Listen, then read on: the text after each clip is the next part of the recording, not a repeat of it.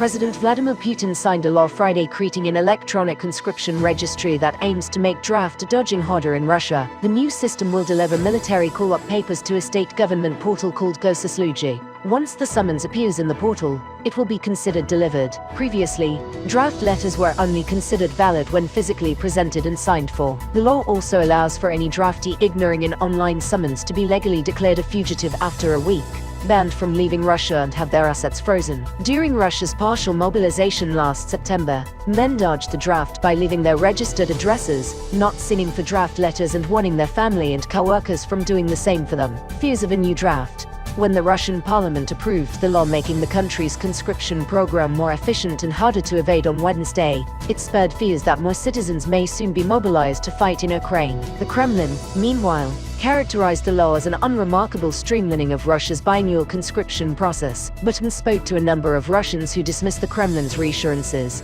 and say the move lays the groundwork for another attempt to force Russians onto the battlefields in Ukraine. "I don't believe a word of this," Alexei, a 41-year-old lawyer from Moscow, told KAN. While he is not within the official age range for mobilization, he does not expect the Kremlin to stick to its own guidelines when calling up recruits. "Now it will be much easier to mobilize me, given how digitalized life in Moscow has become. This may well be an attempt to avoid the full-scale manhunt they employed before, which caused so much panic," said a 25-year-old Russian named Atom. He dodged the September mobilization despite receiving a call-up.